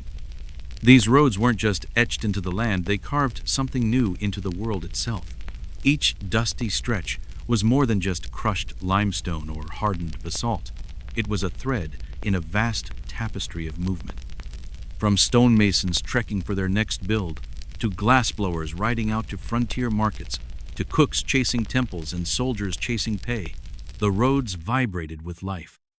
Valerian's mighty roadways became veins not only of iron and war discipline, but also of garlic and gossip.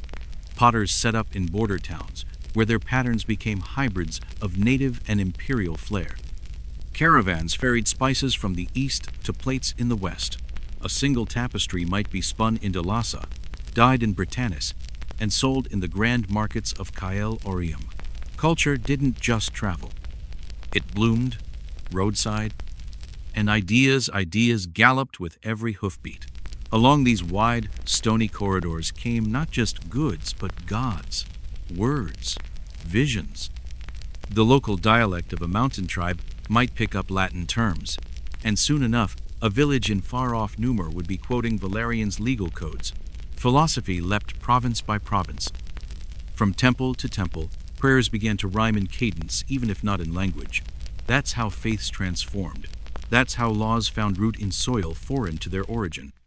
What was once a tangle of scattered peoples and tribal lands began to hum in a shared key, not uniform, not erased, but harmonized a Romanesque rhythm, playing across regions once divided by language, mountains, and memory. To keep the engine running, Valerian placed key nodes along the road's rest stops, changing stations, and inns. These were called mutaria, for switching horses, and mansiones, public lodges, where imperial riders and couriers rested. But these weren't for common travelers. No, they were the lifeblood of the Cursus Vex, the Empire's official message relay.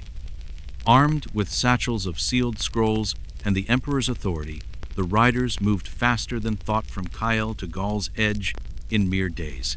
Roads didn't just move armies anymore, they moved commands, policy, power, and yet the grand stone paths weren't only for the needs of rulers.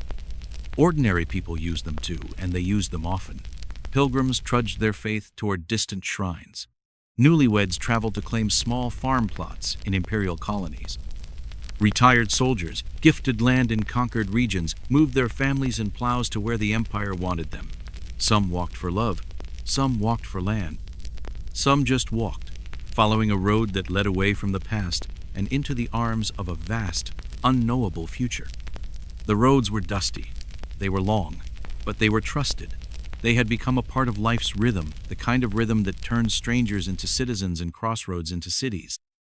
And with each footfall, the empire grew smaller. No longer a vast, unknowable sprawl, it became something you could chart with your boots. A man in distant Koldor could follow a road that would, if walked long enough, take him all the way to Jerusalem. A shipment of dates from the southern oasis could wind its way north into the wine markets of northern Valia. The roads didn't care for borders. They didn't pause for dialects. They connected. They unified. They whispered something bigger. You belong.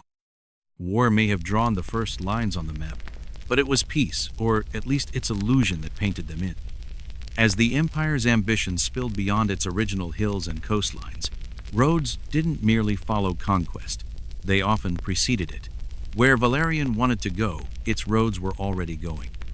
In Gaulian, the empire's stones cut through thick forests and rebel-held hills, linking clans who had only recently stopped raiding one another. In the far north, the cold, misty reaches of Britannia roads stretched boldly across peat bogs and black moors, daring geography to object. In Hispania, they scaled blazing ridges and sun-bleached terraces, connecting mines, ports, and military outposts with brutal precision. And in the south, roads clung to the edge of desert, long, straight ribbons tracing the dunes. They fed the outposts of Ephrona, where Roman garrisons stood like lone statues, daring the wild to approach. Further east, the stones pushed into lands old even before Rome rose across Asia Minor, through Syrios, down into Judea and the dusty arteries of Egypt. Valerian did not conquer with just the sword. It smothered with stone. Each province had its own colors, gods, recipes, superstitions, but with the roads came cadence, a sameness not of soul but of beat. Everything began to move with imperial rhythm. Tax collectors arrived with bureaucratic predictability. Troop rotations hummed with reliable march steps, and markets opened knowing when goods would arrive. Trade didn't merely flourish, it exploded. Olive oil from Hispania, blown glass from eastern Syrian, papyrus scrolls from Nile-fed cities, wine from mountain valleys once known only to shepherds. The same wagons that once dragged catapults now pulled amphorae filled with honey, grain, and ink. And along these arteries, cities took root. Not merely fortresses or temporary garrisons, but true civilian centers, towns that pulsed with life. Out of outposts grew hubs. Out of hubs grew legends. Londianum, once just a damp frontier camp, morphed into a center of trade and administration. Lugdunum, perched at the confluence of two rivers, became a beacon of blending cultures. Carthagora Nova, scorched by past war, re-emerged as a coastal gem, rebuilt on Roman planning and African resilience. These were cities made not by accident, but by access. Where the road went, the world followed. It's easy to think of roads as dull stone and dust, repetition and ruts, but these weren't merely paths. They were proof that an empire could outlast emperors, proof that civilization could be carved one slab at a time, proof that 100 cultures could find rhythm on the same stretch of earth. The road did more than carry you. it changed you. It told the shepherd, you're part of something. It told the rebel, you are surrounded. It told the dreamer, go. And it whispered to the historian, centuries later, remember. Even now, the old roads hold more than footprints. They hold echoes of laughter, of screams, of trade, of loss, of awe. They hold empire. The stones remember. A road has no allegiance. It carries rebels and rulers alike. It doesn't care who rules. It only remembers who walked. That was the unspoken truth etched beneath every slab of the Valerian Empire's endless stone veins. These weren't just trails of conquest or lanes of supply. They were the memory of a world in motion. And near every fork, every crossroads where coin changed hands and dialects collided, something new took root. Forums rose like marble mushrooms. Statues stood. Latin echoed down alleys that once only heard tribal chants. Temples loomed where groves once whispered, and over it all, the presence of Valerian-like gravity, impossible to escape. Even dissent had to pass through the roads. Even rebellion walked the empire's lines. In that way, stone became a double-edged gift. It made conquest swift, but it made ideas contagious. The roads didn't choose sides. They simply served the swiftest hand. And over time, the distant provinces, once foreign, alien, unconvinced, began to hum in tune with the capital. The harsh hills of Calyrex, the wind-bent palms of Alastra, the endless sands of Nefera, all tied back to Kael Orium by sweat, stone, and intention. The whisper was subtle but constant. You are Valerian now. And the land listened. Across the waking empire, each day began the same way, with motion. Not in silence, but in rhythm. Sandals on rock, hooves and clatter, wheels whining against stone. An unending ballet of function. At sunrise, you might see legionaries moving in tight columns, armor catching the first light like fire caught in iron. Behind them, traders with mule-drawn carts, bouncing with bolts of dyed linen, amphorae brimming with wine and oil, crates packed with spiced olives and clay figurines. Among them galloped the messengers, imperial riders, pushing their horses hard between relay stations, saddlebags bulging with wax-sealed edicts destined for distant governors. And scattered in between, the rest of the world. Pilgrims with blistered feet and sacred charms tucked in belts. Women with bundles of offerings wrapped in linen. Street performers pushing battered carts of props. Soothsayers whispering fortunes for a coin. Vagabonds, widows, children, every fragment of the empire on the move. And not all walked by choice. Chained in silent lines, moved the forgotten, the slaves captured from uprisings, survivors of sieges, spoils of war. Prisoners trudged beside their captors, hands bound, backs scarred, eyes lost. The road, as always, did not judge. It simply bore the burden. Where the roads passed, inns sprang up, not grand palaces, but worn mancios and coarse corpore, offering bread, fire, and a straw bed. It wasn't luxury. It was shelter. Inside, travelers traded stories like coin, news of battles, rumors of marriages, lies dressed as prophecy. Maps were rare, so memory became the guide. A bend marked by a twisted olive tree, a shrine at a fork, a particular hawk that nested atop a column of stone. And oh, the voices.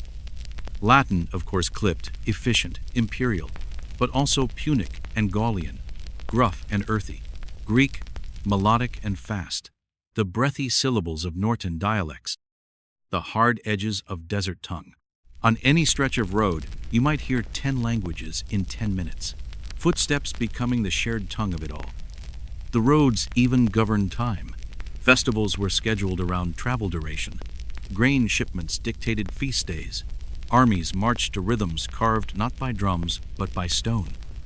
The imperial calendar didn't hang from the stars. It rose from the ground, mile after mile. For many, the road was not just a way forward. It was life. It was change. A youth might leave a mountain village with a sack of apples and return 3 years later with a wife, a limp, and a head full of legends from cities he could barely name. The road aged a person, but it also made them. And the road itself? It remembered.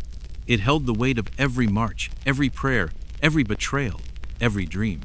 Even when quiet, its stones whispered of movement. But even the strongest road must one day feel the weight of years.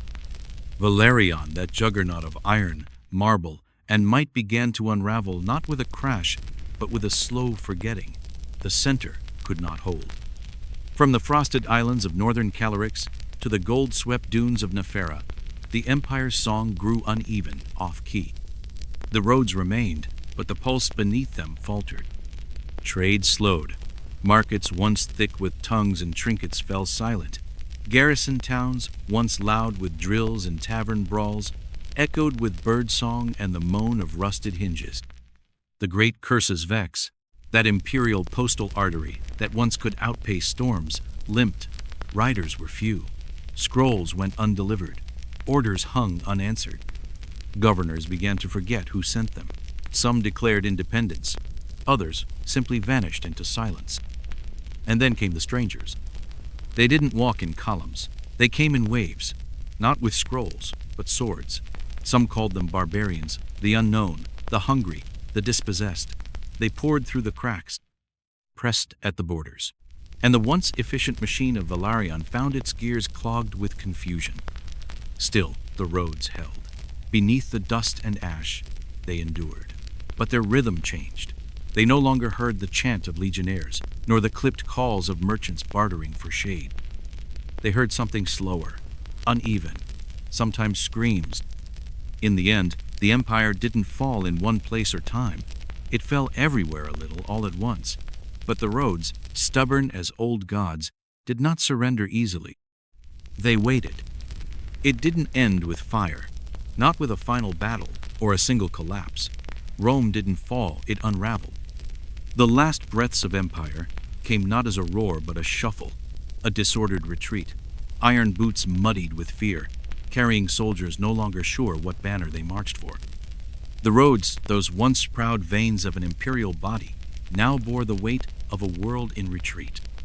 They came from every edge, Vandals slithering down through mountain passes, Goths trudging westward with the patience of inevitability, Huns like wolves behind the fog, raiders by sea. Eastern forces stirred, rising from sand and sun with empires of their own in hand. They marched not to serve Rome, but on her bones. And always the roads led them. Rome sent no legions now, only whispers, orders scribbled in delay, couriers ambushed or too afraid to ride. Provinces that once thrummed with unity cracked apart. Governors fled. Cities sealed their gates. The roads, unmaintained, unguarded, began to forget. Bridges sagged into rivers. Milestones crumbled to dust. Trees grew thick in once manicured ditches. Where wagons once passed in rhythmic cadence, silence settled like moss. Entire sections vanished beneath new forests, or drowned in the hungry pull of swamps that took back what stone had claimed. Some parts survived. Near the cities that refused to die, the old roads stayed alive, scavenged, repaved, renamed. Others, they became paths for shepherds, for monks, for bandits. The idea of empire faded, but the roads, they lingered. Because what Rome had buried in the earth was too deep to be lost. In time, the stones were reused, pried from roadbeds to build cottage walls, fortresses, cathedral steps. Farmers unearthed them while digging wells. Medieval travelers followed their ghostly outlines, the old logic of the land refusing to be ignored. These weren't ruins, they were foundations. Even ruined, they served. So the roads endured, not in grandeur, but in stubborn memory.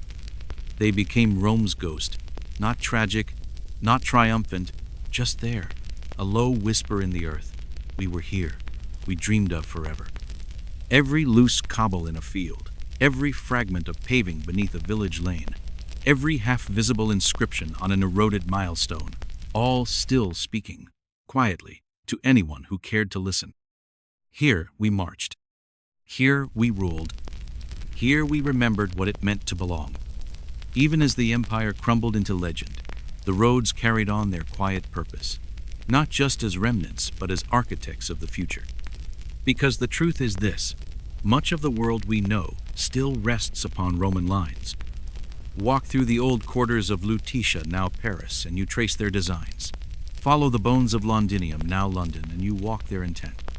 The grid of Cologne, the heart of Barcelona, the arterial sprawl of modern highways across Europe all echo the geometry of long-dead surveyors, long-dead dreams. You think you're following a modern road. You aren't. You're chasing footsteps pressed into stone 2,000 years ago. The work of those Roman engineers, so meticulous, so calculating, refused to be erased.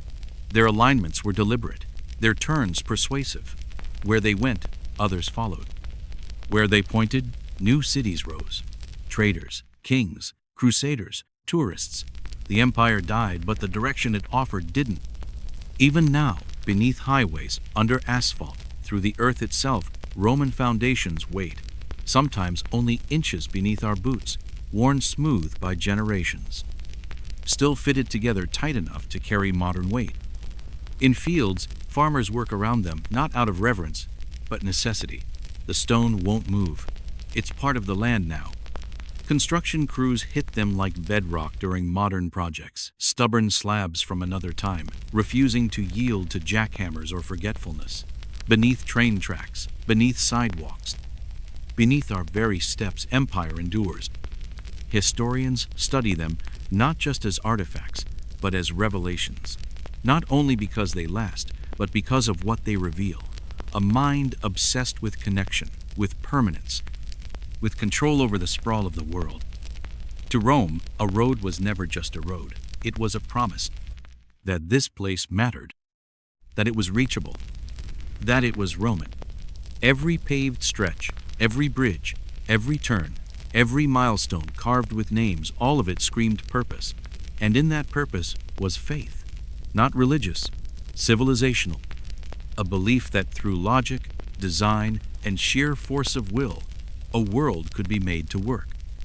It wasn't just the roads that shaped the empire. It was the roads that were the empire. And when we travel today across borders, across continents, when we trust that there is a way, a route, a line to follow, we are still echoing that same Roman conviction that the world can be mapped, that movement can be managed, that stone can outlast storm. More than anything, the roads teach us this: memory doesn't live in books alone, it lives beneath our feet. In the end, Rome taught us how to move. And the stones remember.